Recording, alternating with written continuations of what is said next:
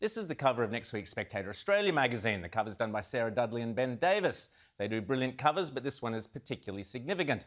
Looks like an old 1930s map dominated by China. Look closely and you'll see the tiny little island off the coast is labelled Czechoslovakia. As history buffs will recognise, the parallels between Taiwan today and Czechoslovakia in the 1930s are disturbing to say the least. In a must-read article in the Spectator Australia, Daryl McCann explains that the Chinese Communist Party, led by dictator for life Xi Jinping, has a laser-like focus on conquering Taiwan.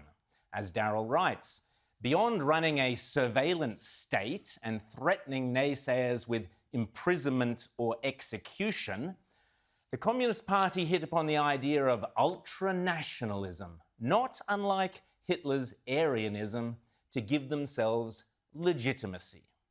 Unfortunately for democratic Taiwan, its impending reunification with the People's Republic of China, writes Daryl McCann, is front and centre of Xi's imperialist China dream.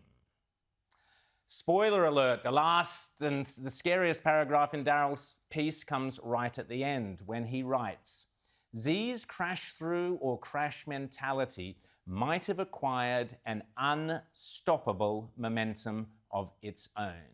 The key to his thinking, Xi's thinking, was revealed when he went off script in a meeting with a delegation from Taiwan in 2015, when Xi Jinping said, "We have the determination, the ability, and the preparedness to deal with Taiwanese independence. And if we do not deal with it, we will be overthrown," he said.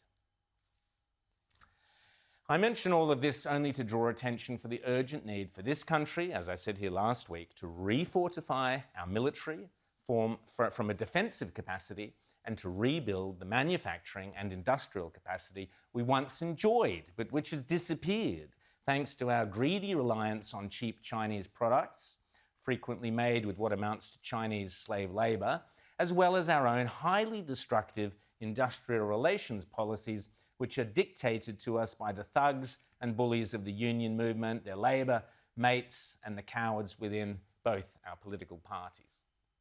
We are hamstrung by climate change dogma and the irrational and idiotic fear of coal mining that has crippled us as a nation. The fear of it. Shamefully, our so-called centre-right Liberal Party has allowed the climate lunacy to infect our boardrooms, our banks, and our schools. But there is one way out, and in my editorial in the Spectator Australia, I put it under the hopefully ScoMo eye-catching headline of How to Win the Next Election. I argue that the coalition must take a leaf out of John Howard's brave election-winning strategy in 1998, where Howard and Costello went to the polls promising to bring in a new tax, the GST. The GST had twice before been rejected by the public, and the usual pundits proclaimed it would be a self-inflicted disaster that would guarantee a Labor victory.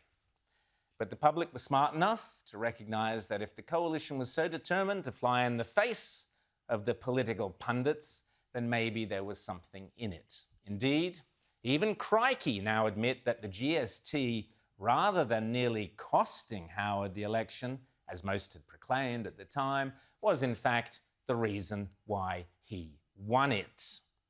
So, I say to Scott Morrison and Josh Frydenberg and Angus Taylor and Peter Dutton, here's your chance to be as brave as John Howard and Peter Costello. Go to the next election promising to lift the moratorium on nuclear power in Australia on the first day of a new parliament. The pitch is simple. If you really believe in net zero emissions, nuclear power is the only way to get us there at the same time as keeping us economically strong. But to do so, the government will need a solid majority in both Houses of Parliament. Lifting the moratorium on nuclear power would not only see a flood of new investment into Australia, it would open up the opportunity for us to be world leaders in nuclear technology and equipment. Remember, we have the world's largest and greatest uranium deposits.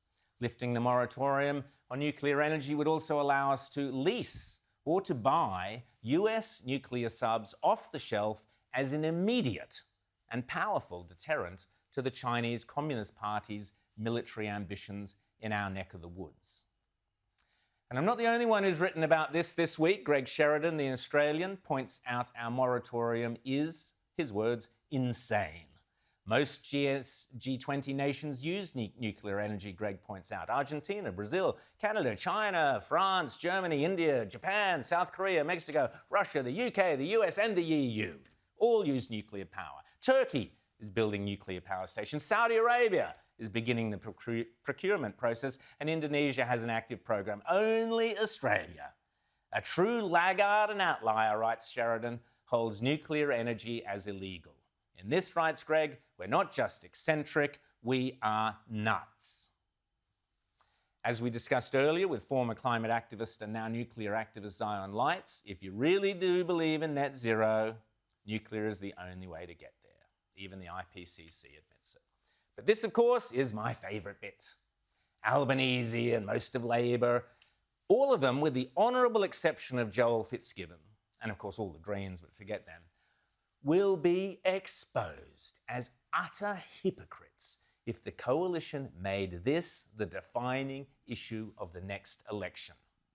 Labour and the Greens would be exposed for the absolute charlatans they are. The exploding heads inside Sussex Street would be akin to nuclear fusion itself. Indeed, Outsiders has got hold of a rare bit of footage of the chemical reaction that takes place inside the brain of a Labour politician when you fuse passionate belief in climate change and net zero emissions with opposing nuclear energy in Australia.